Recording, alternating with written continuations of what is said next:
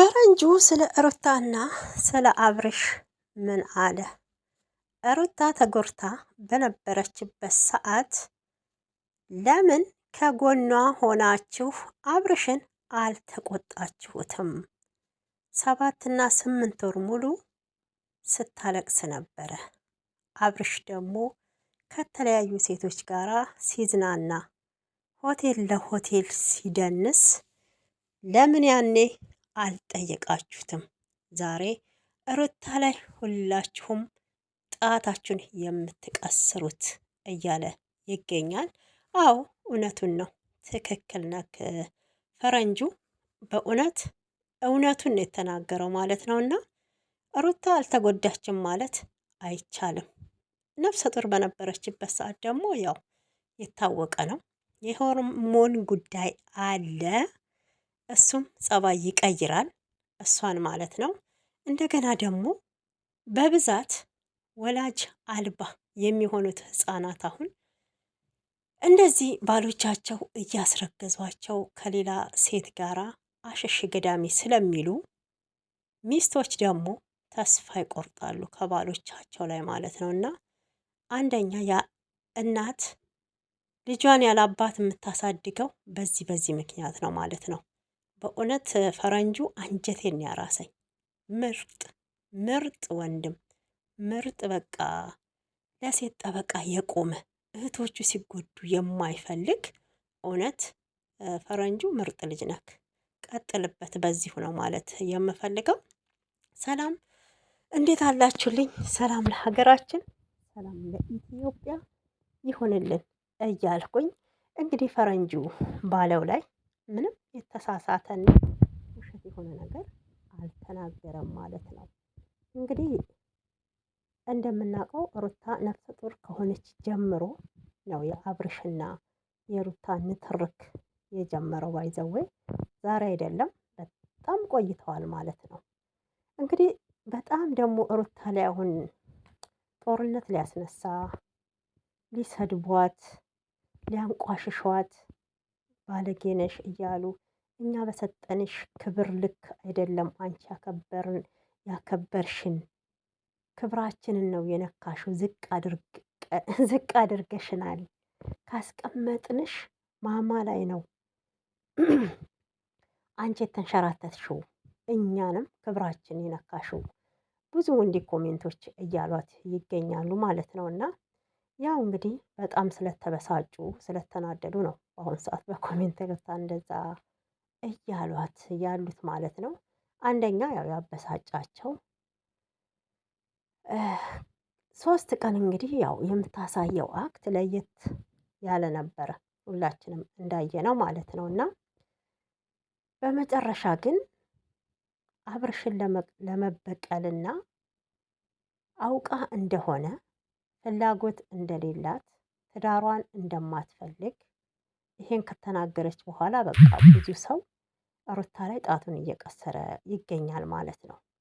እንግዲህ አብርሽ ካረጋት እውነት አብርሽ ካስለቀሳት በላይ የሩታ ይሄን ማድረግ ያው ምንም ማለት አይደለም። ግን በብዛት አንዳንዴ ለራሳችን ማለት ነው በራሳችን ላይ የሆነ ነገር ካልደረሰ እውነቴን ነው ህመሙን አብሶ ደግሞ ሰው ከጎናችሁ መሆን ባለበት ሰዓት የምትወዱት ባላችሁ ከጎናችሁ ሳይሆን ሲቀር ምን ያህል ስሜት እንዳለው እንደሚጎዳ የደረሰበት ነው የሚያውቀው ማለት ነው። አንዳንዴ እኛ ሴቶች ልጃችንን ወይ ልጆቻችንን ለምንድን ነው በብዛት ያለ አባት የምናሳድገው? እንደዚህ ሽኮሎሌ እያለ ከማንም ጋር ስለሚንዘላዘል ነው። ትዳር ላይ ደግሞ መንዘላዘልን አይፈልግም። አሁንም ሩታ እሱን የወሰነች ይመስለኛል እኔ እንደተረዳሁት ማለት ነው። እና ፈረንጁም እንግዲህ እውነቱን የተናገረው ለምን ይሄንን ነገር በአብርሽ ላይ አላረጋችሁትም? አዎ ለምን በሱ ላይ ጦርነቱን አልከፈታችሁም? ከተለያየ ሴቶች ጋራ ሲንዘላዘል ሆቴል ለሆቴል ሲሄድ በነበረበት ሰዓት ለምን ሳትሰድቡትና ለምን እንደ ሩታ እንዳሁኑ ሳታረጉት ነው እያለ ያለው ማለት ነው። እንግዲህ ያው ሩታና አብርሽ እውነት እናውራ ከተባለ ብዙ ጊዜ እየተስማሙ አልነበረም። እንግዲህ አብረው ከተገናኙ ጀምሮ ማለት ነው ንትርክ ነበረ መሀላቸው ላይ የማያግባባቸው ነበረ። ግን ብዙ ጊዜ ተጣልተውም ታርቀዋል። የአሁኑ ግን በጣም ከባድ ነው፣ በጣም ከባድ ነው። አብሶ ዱባይ መጥተው ሰርጋቸውን ካረጉ በኋላ እውነቴን ነው ከዱባይ ከተመለሱ በኋላ ነው እንግዲህ ሰላም የሌላቸው። አስቡት ወደ አንድ አመት ይኸው የአሁኑ የሚመጣው ፋሲካ ወደ አንድ አመት ሊሆናቸው ነው ማለት ነው። እና በጣም ነው የሚገርመው። እንግዲህ በዛን ሰዓት ነው ህፃኑም ይኸው ተረገዘ፣ ተወለደ፣ 9 ወር አስቆጥረው። ምን ለማለት ፈልጌ ነው ፈረንጁ እንግዲህ እየተናገረ ያለው ብቻዋን በር ዘግታ ስታለቅስ ከማን ወንድ ጋራ ሩታን አይታችኋታል? አብርሽ እኮ ከአንድም 3 ሴት ጋር እየቀያየረ አብሮ ሲዝናና ነበረ። ሩታ ግን ከአንድ ሰው ጋር እንኳን አልነበረችም እያለ ነው የሚገኘው ማለት ነው። አብርሽንም እንግዲህ ያው በኮሜንት እኮ መኮርኮም እኮ አልቀረም። ትዳርክን አክብር፣ ሩታ ትሻልካለች ብዙ እየተባለ ነበር እና እሱም እንግዲህ ዝም ብሎ የዋህነት ይሁን ትዳሩን አለማስከበር ይሁን ወይም ደግሞ ከእሷ የተሻለ ሰው እንደሚያገኝ ሊያሳያት ይሁን እያደረገ ያለው ነገር ያው ትክክል እንዳልሆነ እኮ ሁላችንም ገምተናል። ሰው ሆኖ የማይሳሳት የለም እዚህ ምድር ላይ እና እኛ እንትን አይደለንም፣ ሰዎች ነን፣ ኃጢአተኞች ነን። በሰው ላይ መፍረድ አንችልም። ስለዚህ ተሳስቷል አብርሽም ማለት ነው።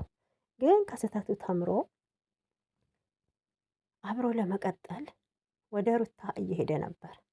ቤት ድረስም ሄዶ አይተናል። እውነቱን እናውራ ከተባለ ያው ሩታም እየገፋችው ነበረ። ግን ብትገፋውም ደግሞ አሉ ከጀርባው የነበሩ ጓደኞች እውነትሽን ነው ወይ? አብሶ እነ አቤልና ብሩክማ በስመአብ በጣም ነው የሚያናድዱት። እቤት ድረስ ነበር እየሄዱ በቃ እሱ ወደ ውጭ ሊሄድ ነው ከሄርሜላ ጋር ጨርሷል፣ አትፈልጊውም ወይ? እንደዛ አይባልም። ቢያንስ እነሱ ሁለቱ እዚህ ጋር ልጅ ወልደዋል። በዚህ ላይ አራስ ናት፣ መታረስ አለባት። የመጀመሪያዋ ነው። አስቡት፣ ሴት ልጅ መጀመሪያ ልጅ ስትወልድ በደንብ መታረስ መጠገን አለባት ማለት ነው። ለምን መጀመሪያ ከተጎዳች ለሰውነቷ ክፍት ነው የሚሆነው እና ያንን ንፋስ ምናምን ተገባት። እውነቴን ነው ብዙ እንትኖች አሉት ማለት ነው። ሴት የሆነ ነው የሚያውቀው። እሷ ይሄንን እንኳን ተኝታ እንድትታረስ አልተደረገም። ብቻው ፈጣሪ አጠንክሯታል። ጠንካራ ናት በተፈጥሮዋም። አንዳንድ ሰው ጠንካሮች አሉ ማለት ነው። እና ሆኖም እንግዲህ እዚህ ላይ ተደርሷል። አሁን ላይ ያው በቀል ነው፣ እኔ አልፈልገውም ባለች ነው ብዙ ኮሜንት ውርጅብኝ ጦርነት የተከፈተው። በሌላ ምክንያት ነው ብዬ አላስብም። ሩታዬ አሁንም ቢሆን ቆም ብለሽ አስቢ። ከአንቺ ጀርባ ያሉትም እንግዲህ እዚህ ጋር ምን ማለት እፈልጋለሁኝ፣ ፈረንጁ እንዳለው ብዙ ቴክስቶች እየደረሰባት ነው፣ ዛቻና መስፈራሪያ ብሏል ማለት ነው። እና እኔ የምለው ዛሬም አሁንም የሰው ወሬ እንዲህ የምትሰማ ተሆነ እውነቴን ነው ከራሷ ጋር ራሱ አትሆንም ማለት ነው። ሩታዬ በተቻለሽ መጠን በቃ የማታውቂውን ሰው ስልክ ብሎክ ማድረግ፣ ብሎክ እድሜው ይርዘም፣ አለመመለስ። በአሁን ሰዓት ሰው ማለት ነው በቅሎ እንደማይወልድ እናውቃለን። በቅሎ ወለደ ብለው ነው የሚሉሽ ማለት ነው። ሌላም ነገር ሊያመጡ ይችላሉ አይደለም ይሄን ብቻ ማለት ነው። እና ሰው ደግሞ በጣም ትንሽ ፍንጭ ነው የሚፈልገው ሰውን ለማጣላትም ሆነ የሆነ ነገር ለማድረግ። አንቺ ደግሞ እሱን እንዳትሰሚ በቃ መስሚያሽ ጥጥ መሆን አለበት። ተረጋግተሽ ማሰብ አለብሽ። ወደ ትዳርሽ መመለስ አለብሽ። ሰው ሆኖ ይሳሳታል። ትዳር እኮ ትልቅ ተቋም ነው። በቃ ይሄ የትዳር በሌላ በፊልም እንደምናየው አይደለም። በጣም ውጣ ውረድ አለበት። በጣም ማለት ነው። ታጋሽ መሆን አለብሽ። አሁን እናቶቻችን እኛን ሲያሳድጉ ብዙ ፈተናዎችን አይተው ነው። ሁሌም በፍቅር ሆነው አይደለም፣ ተጣልተውም ተጋጭተውም ተታርቀውም ነው ማለት ነው። እና ግን እንዳሁኑ አደባባይ የሚወጣ ሚስጥር የለም። ሁሉም ከዛው አይወጣም፣ ከቤተሰብ አይወጣም። ሁሉም ነገር በሽምግልና ይያዛል። የአሁኑ ግን በቃ ምንም ነገር ለመንፈስ አይሆንም። በካሜራ ቀርተን ነው የምንለቀው ማለት ነው። እና ብቻ ያው ፈረንጁ